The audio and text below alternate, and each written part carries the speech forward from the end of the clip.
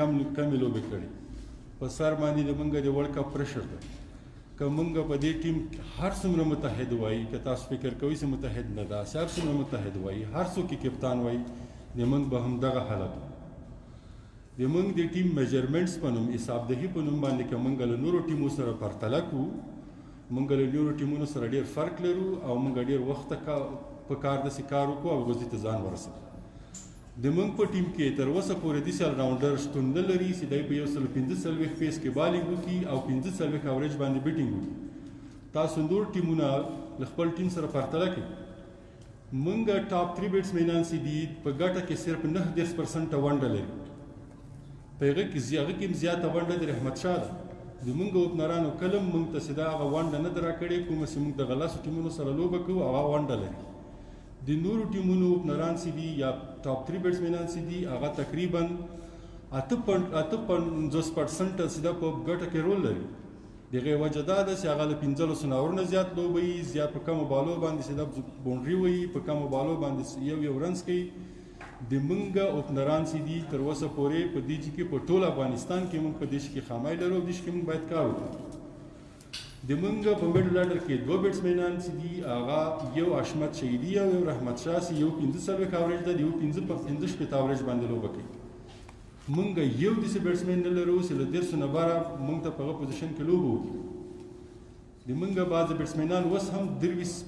په 23 اورېج او په 21 اورېج باندې لوبه کوي که تاسو صحیح میجرمنټس وکړئ د موږ د ټیم له دغه د ورلډ کپ د ټیمونو سره موږ یو څه مزل ته ضرورت لرو یو وخت ته ضرورت لرو چې هغه جوینه باید موږ راونیسو سربخوده باید موږ نه وایو چې د موږ ټیم باید ورلډ کپ وګټي استرالیا ووایي تاسو نه مې خواهش ده چې تاسو ژورنالیستان یې تاسو پوره څېړنه کوئ خپل ټیم له نورو ټیمونو سره صحیح پرتله کوئ د موږ بل پریپریشن څه ونیسو موږ ټول پریپریشن او دا شیان چې دي صحیح مکمل منظم ونیسو موږ هر وخت یو فاست بالر سره لاړو تاسو د موږ تیر ورلډ کپ نه مخکې میچونه وګورئ چې موږ یو فاست بالر سره بالینګ کړی دا ټول بوج هم په راشد باندې اچولی هغه کنډیشن اوس راشد نشي سپورټ کوی هغه یو فاست بالر اوس موږ نسو لوبوی موږ ټول فاست بالرانو ته اوس موږ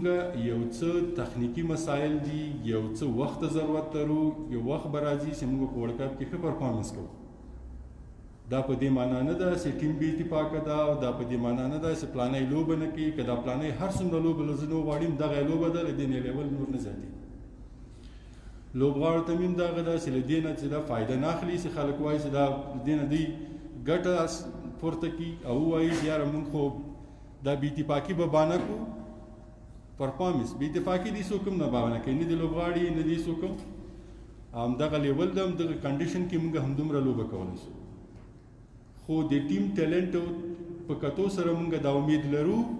چې امکان لري که چېرته موږ شپږ 15 باله ښه کوو نو موږ ته وکټ زر په لاس راځي نو موږ یو ټیم راګیرولی شو افغانستان چې دا په دې حالاتو کې داسې یو میچ وګټي خو په دې حالاتو کې هېڅ کله هم نه ده را روان 15 کاله بعد هم نه ده چې دا تاسو ته ایونټ وګټي ایشیا کپ درته وګټي یا ورلډ کپ درته وګټي دې دپاره اوس نه کار پکار ده دې دپاره اوس موږ ټرانزیشن پیس ته ځو موږ سره ورلډ کپ چې یو بهترینه موقع وه چې موږ ټرانزیشن پیس ته تللي وای موږ باید د تبادلې پروسه باندې کار شروع کړو د موږ یو جنریشن مکمل کرکټ وکړو د موږ یو جنریشن باید بدل شي 18 کاله د موږ یو جنریشن کرکټ وکړو پورې ودان ډېر څه وکړو افغانستان ته کرکټ یو د عمر لوبه ده او د عمر که موږ تاسو وګورو ډېر غټو لوبغاړو کرکټ پرېښودو وخت را رسېدلی ده چې ډېر لوبغاړي د موږ هم کرکټ پرېږدي مینوال بې خفه کېږي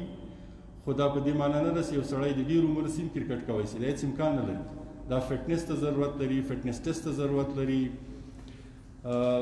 ډېر داسې مسایل دي فزیکي چې هغه تا سپورټ نه کړي ته کار څومره تخنیکي لوبغاړی ته په ګراونډ کې زیاته لوبه نه شي کولی نو یو جنریشن د موږ پوره سوی ده موږ بس دا د تبادلې پروسې ته ځو نوي لوبغاړي به راخلو نوي لوبغاړي به ټرین کوو او دا امید به ساتو چې موږ را روان یو کال 2 کاله کې موږ دا ټیم بالکل برابر سي که هر څوک دلته سلیکشن ته راځي د ما په ځای راځي د هغه به هم دا کار هغه به هم دا ټیم جوړوي هغه به هم را روان دې ته ګوري چې را روان یو کال بعد د ما په ټیم کې حمید حسن ځای لري را روان 2 کاله بعد نبی ځای لري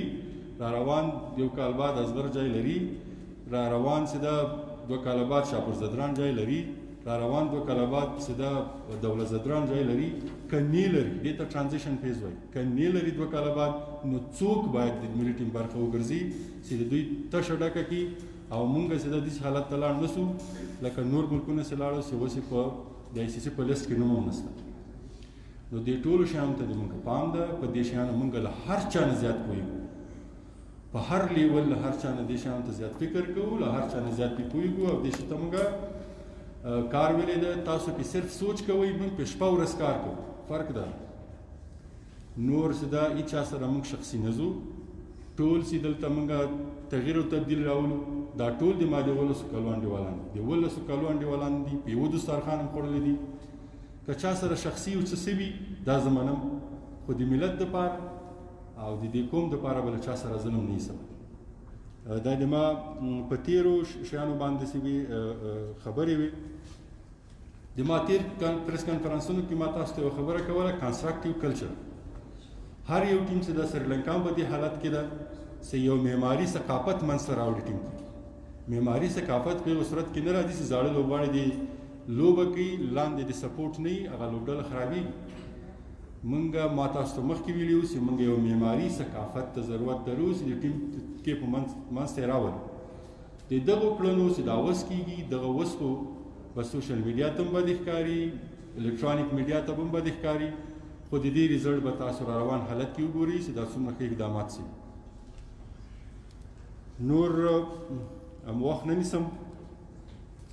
د ای سی بي ټولو فیصلو ته هرکلی کوم او